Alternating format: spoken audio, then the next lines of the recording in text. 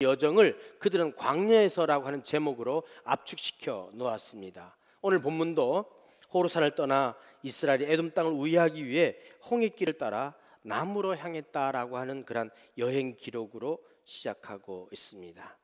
근데 이 여행 기록에서 민수기 기자는 이스라엘 백성들이 마지막으로 겪는 위기를 잘 기술해 주고 있습니다. 그 위기의 정체가 뭡니까? 바로 그들의 내면을 지배했던 안마, 불평과 만성적인 불만이 그들에게 있었다라고 하는 거예요. 우리 4절 말씀 보십시오. 백성이 호르산에서 출발하여 홍해길을 따라 에돔 땅을 우회하려 하였다가 길로 말미암아 백성의 마음이 상하니라라고 기록하고 있습니다. 이 말씀을 곰곰이 살펴보면 그들의 내면에 차 있던 그런 불만, 전혀 이해할 수 없는 것도 아니에요. 물론 모세는 이스라엘을 이끌고 에돔 땅을 통과해서 왕의 대로를 따라 요단 동편으로 내려가려고 했었습니다. 여기서 왕의 대로라고 하는 것은요, 트랜스 요르단 북쪽으로부터 아모리, 요압, 그리고 에돔을 통과해서 아카바만에 있는 그 에시온 갭이라고 하는 그 항구까지 아주 큰 길, 지금으로 말하면 하웨이죠. 그런 큰 길, 넓은 길을 우리는 왕의 대로다라고 그렇게 이야기합니다. 생각해 보세요. 200만 명 이상의 백성들을 끌고 있는 모세는 가나안 땅까지 가기 위해서는요, 좀 넓고 평탄한 길이 필요하지 않았겠습니까? 그러니까 당연히 그 왕의 대로를 선택할 수밖에 없었습니다. 그래서 모세는 이 대로를 통과하기 위해서요, 가데스라고 하는 곳에서 에돔 왕에게 편지를 띄웁니다. 사신을 보냅니다. 그리고 당연히 에돔 왕이 허락해 줄 줄 알고 에돔 국경을 형성하고 있던 그 아라바 지역의 호르산까지 백성을 이끌고 진행하고 있었던 것입니다. 이제 그들은 아주 왕의 대로 쭉 뻗은 그 국제 도로를 걸어갈 상상을 하고 그들은 기다리고 있었습니다. 근데 예상 밖으로 에서의 후손인 에돔 왕이 몰인정하게도 이스라엘이 그 땅을 통과하는 것을 허락하지 않았습니다. 민수기 20장 18절에 보니까 너는 우리 가운데로 지나지 못하리라, 내가 칼을 들고 나아가 너를 대적할까 하노라. 오히려요, 허락하지 않을 뿐더러 만약에 지나가게 되면 내가 칼을 가지고 가서 너희들을 다 쳐서 진멸하겠다라고까지 공격적으로 이야기합니다. 지금 이스라엘 백성들은 오합지졸이잖아요. 그렇기 때문에 싸울 수 있는 게 아닙니다. 그래서 모세는 어쩔 수 없이 평탄한 그 왕의 대로로 진입하지도 못하고 홍해의 광야길, 즉 아카바만으로 향해 나아가는 그런 광야길로 가기 위해서 다시 바란 광야라고 하는 길로 향할 수밖에 없었던 것입니다. 문제는 거기서 시작되는 것이죠. 본문은 이때 백성들의 반응을 이렇게 설명하고 있습니다. 4절 하반절에 보니까 길로 말미암아 백성들의 마음이 상하니라. 길 때문에 백성들의 마음이 상했다라고 하는 거예요. 38년간 광야에서 방황하던 이스라엘이 이제 평탄한 길을 눈앞에 두고 그 길로 가지 못하니까 얼마나 실망했겠어요. 이제는 좀 살만해가지고요, 이제는 쭉쭉 뻗은 그냥 대로를 나아갈 거 막 진입하려고 하는데 큰 장애물이 생겨가지고요, 그걸 못 가게 하는 거예요. 다시 광야길로 가야 되는, 다시 그 고생길로 가야 되는 거예요. 그러니까 얼마나 낙심했겠어요. 얼마나 실망했겠어요. 그럼 자연적으로 어떻게 되는 거예요? 불평이 나오잖아요. 불만이 나오게 되는 거잖아요. 저는요, 이들의 마음을 충분히 이해할 수 있을 것 같아요. 근데 여기 보면 이 말씀을 원문대로 직역해 보면요, 그 백성의 마음이 짧아졌다라고 그렇게 직역해 보면 짧아졌다라고 직역할 수 있습니다. 그 무슨 말입니까? 인내심을 잃어버리고 낙심한 마음, 즉 쉬성내고 원망하는 마음을 말하는 거예요. 앞에서 언급했다시피 우리는 이 순간 이들의 심정을 이해할 수 있습니다. 얼마나 실망했겠어요. 얼마나 힘들었겠어요. 이제 좀 편하게 갈 것 같았는데 그 길을 못 가니까 얼마나 화가 났겠어요. 근데 주목할 것은요, 불평할 수 있어요. 원망할 수 있어요. 그런데 주목해야 될 것은 여기 이스라엘 백성들은 습관적으로 만성적으로 불평과 불만을 계속 했다는 거 있는 거예요. 순간적으로 할 수 있어요. 근데 이들이요, 이 불평 불만이 습관이 된 거예요. 만성이 되어버린 거예요. 내 마음의 불평과 원망을 무심히 방치해두면 오래도록 몸속에 쌓인 독소가 되고 마는 거예요. 우리는 그 단적인 예를 이들의 이어지는 태도에서 바로 확인할 수 있습니다. 5절 보십시오.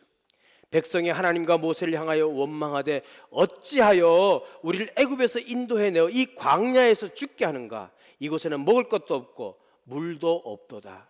우리 마음이 이 하찮은 음식을 싫어하노라 하매라고 되어 있습니다. 그들의 원망의 내용을 보십시오. 길로 마음이 상했는데요, 이 광야에서 죽게 하는도다. 먹을 것도 없고 마실 것도 없고, 그리고 지금 있는 이 음식도 하찮은 것이다라고 습관적인 원망과 반복되는 불평 불만을 하고 있는 것입니다. 여러분, 아무리 화가 나도요, 해서는 안 될 말이 있어요. 아무리 화가 나도 꼭 해서는 안 될 말이 있습니다.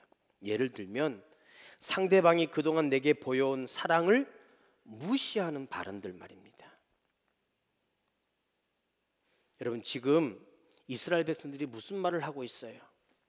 우리 마음이 이 하찮은 음식을 싫어합니다라고 고백하고 있어요. 그들이 말하는 하찮은 음식이 뭐예요? 뭐예요? 만나예요. 만나. 이름도 만나잖아요. 그잖아요. 얼마나 만나요. 아무것도 없을 때 하나님께서 그동안 사랑으로 주신 게 뭐예요? 하늘의 음식이에요. 이것이 만나였어요. 여러분, 이스라엘 백성들이 만나 처음 먹을 때 뭐라고 얘기했는지 아세요? 출애굽기 16장 31절에 보니까요, 꿀 섞은 과자다 그랬어요. 얼마나 맛있었으면 꿀 섞은 과자라 그랬어요. 물론 질리긴 하겠죠. 38년 동안 먹었으니까 질리긴 하겠죠. 근데 그 맛이 어디 갑니까? 그래도 꿀 섞은 과자 같은 그 만나를 이제는 뭐라고요? 하찮은 음식이래요. 지난 40년 동안 한 번도 끊이지 아니하고 지극정성으로 하나님께서 때만 되면 보내주시는 게 만나였어요. 하나님의 마음이었어요. 그 광야에서 먹을 게 어디 있습니까? 채소를 기를 수 있습니까? 뭘 할 수 있겠습니까? 그런데 먹을 것을 끊이지 않고 주셨는데 그게 만나였어요. 근데 이제는요, 하찮은 음식이래요. 하찮은 음식, 그래, 거기까지 좋아요. 뭐라고 얘기해요? 싫어한다라고 얘기하는 거예요. 싫어한다라고요.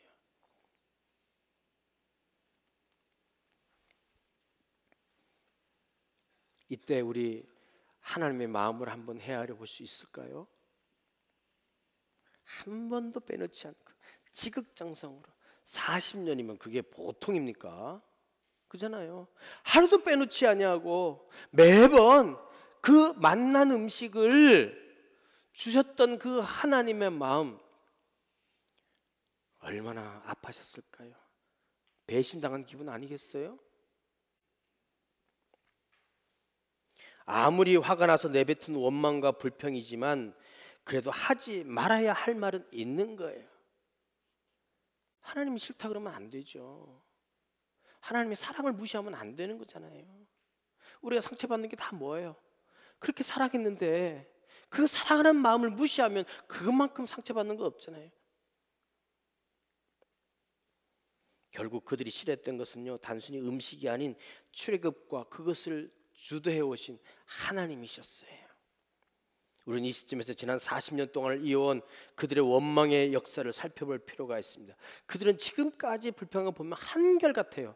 먹을 것, 마실 것 때문에 불평을 늘어놓았던 것입니다.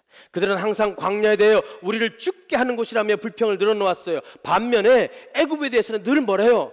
이상제, 거기는 고기도 먹을 수 있었는데 라고 하는 거예요. 그쪽에서는 고기도 먹을 수 있었는데 그리움과 선망하는 마음을 감추지 않은 거예요. 지금 여기 먹을 것 없다는 거예요. 여기는 이게 뭐냐는 거예요. 옛날에는 그곳에서는, 그쪽에서는 고기도 먹을 수 있었는데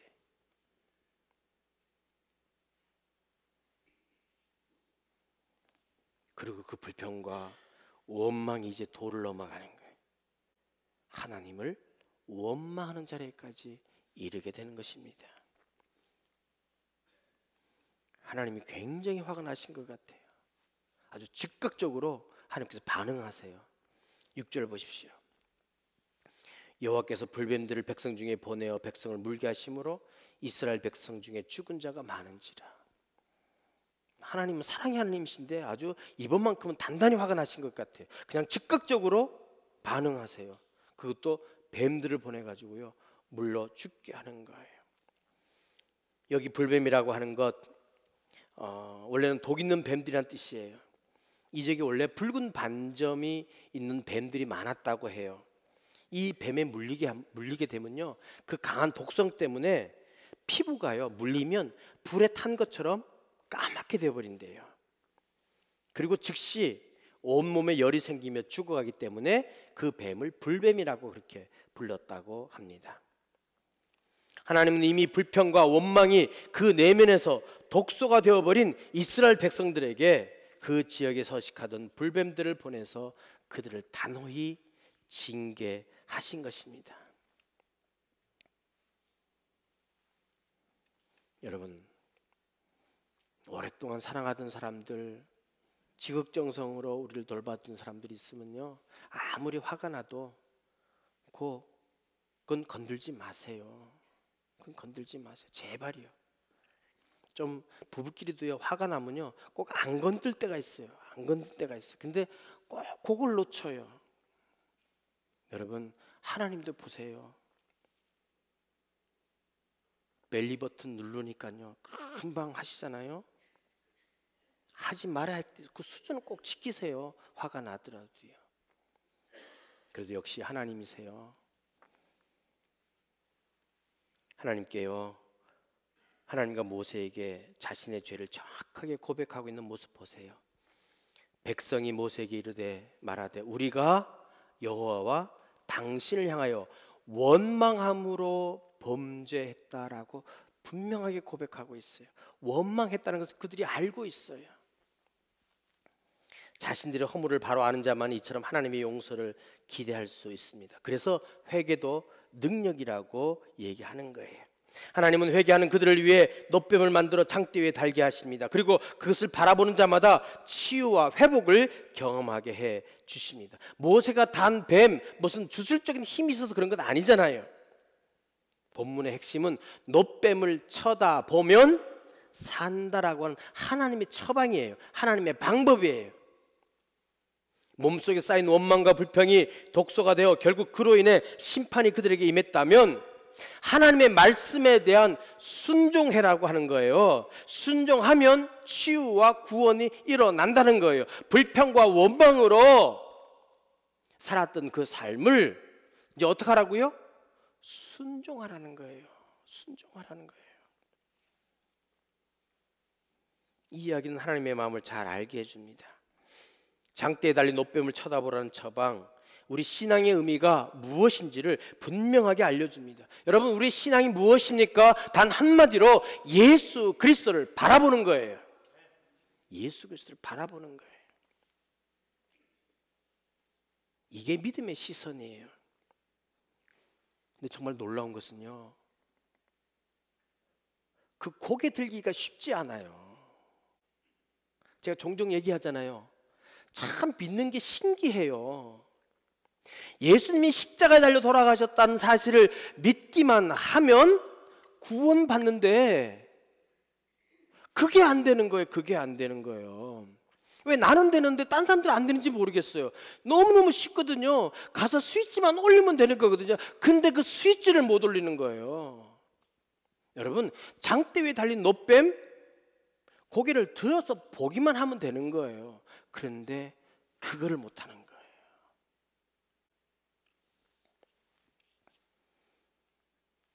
정말 놀라운 것은요, 믿음이 없으면 그 작은 노력조차 끝내 하지 못한 채 죽음을 맞이하게 된다는 사실입니다. 그래서 요한복음 3장 14절 15절에서 주님께서 이렇게 말씀하십니다. 우리 요한복음 찾아보겠습니다. 요한복음 3장입니다. 오늘 말씀과 똑같이 연계된 그런 말씀입니다.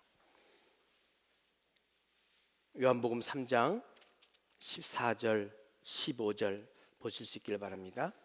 모세가 광야에서 뱀을 든 것 같이 인자도 들려야 하리니 이는 그를 믿는 자마다 영생을 얻게 하려 하심이니라. 예수님의 말씀이에요. 옛날 광야의 노뱀과 같이 당신께서 달리실 십자가는 모든 믿는 자에게 주어진 구원의 처방이라는 것입니다.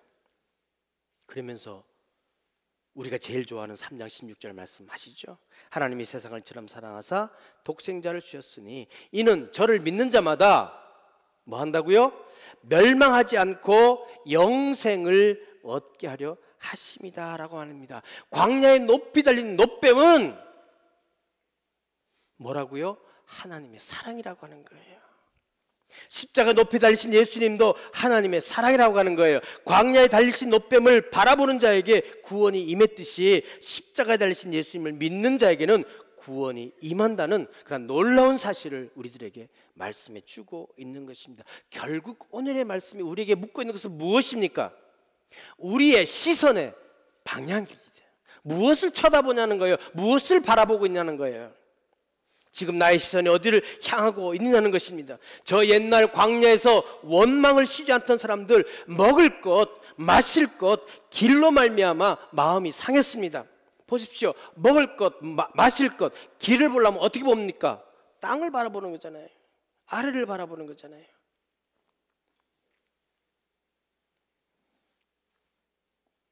그러다 보니까 그것이 만족되지 않으니까 하나님이 내려주신 만나마저 하찮다며 불평하는 마음을 반응하는 거예요. 그러니까 하나님께서는요, 밑을 바라보지 말고 세상을 바라보지 말고 먹을 것 마실 것 편안함을 바라보지 말고 장대에 달린 노뱀을 바라보라고 처방해 주시는 거예요. 즉 하나님이 장대 끝에 노뱀을 매달으신 것, 땅에 붙박인 시선을 하늘로 들라는 거예요. 여러분 고개 들고 사십시오.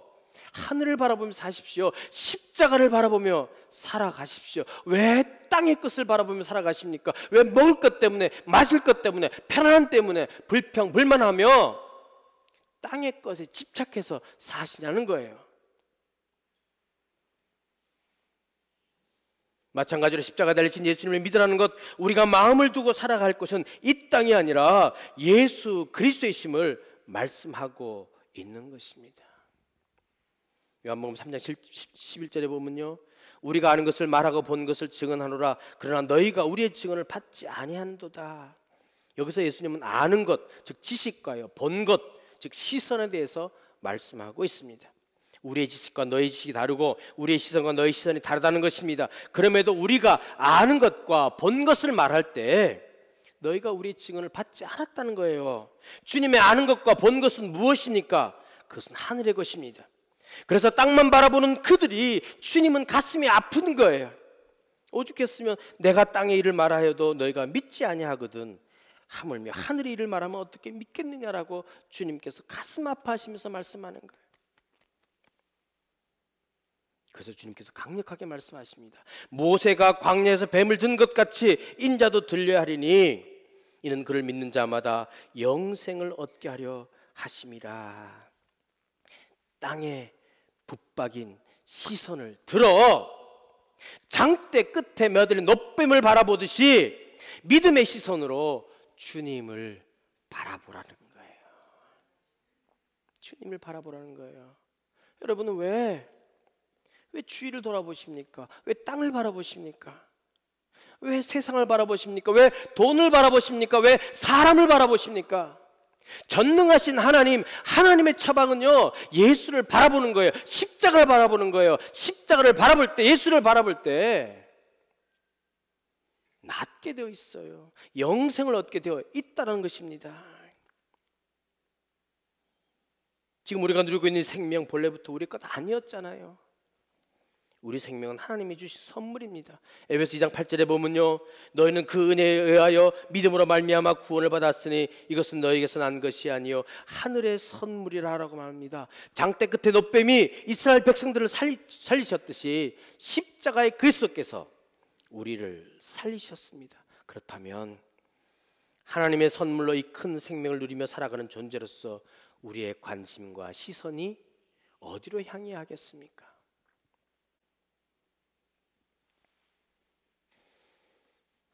아까 우리가 부른 찬송가 150장 갈보리 산 위에 십자가 섰으니라고 하는 찬양, 이 찬송은요, 우리 미국 사람들이 가장 애창하는 찬송이라고 해요.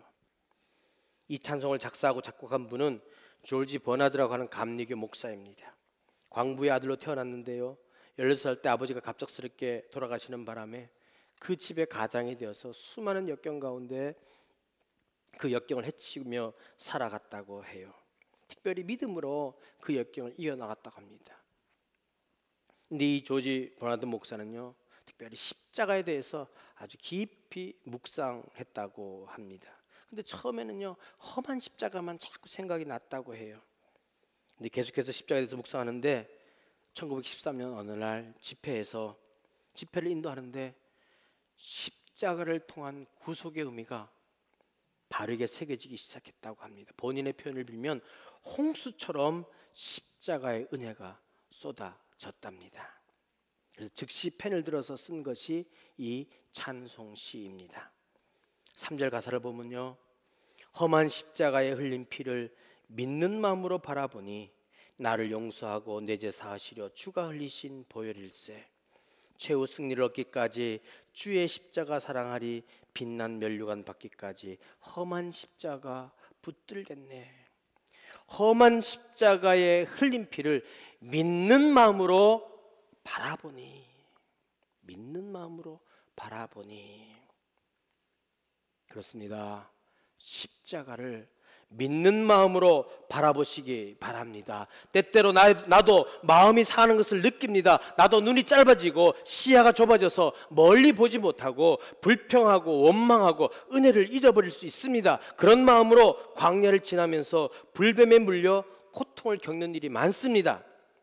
여러분, 이제 십자가를 쳐다보며 살아갈 수 있기를 바랍니다. 불뱀을 보며 두려워하던 눈을 이 사순절에 방향을 돌려 십자가를 쳐다봅시다. 하나님이 장대 끝에 노뱀을 매달으신 것, 땅에 붙박힌 우리의 시선을 들라라고 하시는 말씀입니다. 예수님이 십자가에 달리신 당신을 믿으라고 하는 것, 우리의 마음에 주님을 두고 살라고 하는 거예요. 예수 그리스도를 보고 살라는 거예요. 땅을 쳐다보는 것이 아니라 예수 그리스도를 바라보며 살라라고 말씀하시는 것입니다. 우리는 그렇게 살도록 지음 받은 존재입니다. 여러분, 다른 곳에서 나를 찾지 말고 눈을 들어 그리스도를 바라보고 그리스도 안에서 나를 찾고 그 안에서 살아가시기를 주님의 이름으로 간절히 축원드립니다. 최후 승리 얻기까지, 빛난 면류관 받기까지 십자가를 사랑하며 십자가를 붙들고 나아가는 그런 믿음의 용사들이 되시기를 주님의 이름으로 간절히 축원드립니다. 함께 기도하겠습니다. 하나님, 우리의 눈을 이제 하나님을 바라봅니다. 십자가를 바라봅니다. 땅을 바라보던 눈을 들어 주님을 바라보기를 원합니다. 주님, 저희들 세상 끝에 연연하지 아니하고 오직 믿음으로 주님을 바라보므로 말미암아, 십자가를 바라보므로 말미암아 주님께서 주신 이 귀한 영생의 선물 소유한 자로 살아가는 저희들 되게 도와 주시옵소서. 최후 승리하기까지, 빌런 면류관 받기까지 십자가를 사랑하고 십자가를 붙들며 나아가는 그런 믿음의 용사들이 되게 하옵소서. 예수 그리스도의 이름으로 간절히 기도하옵나이다. 아멘.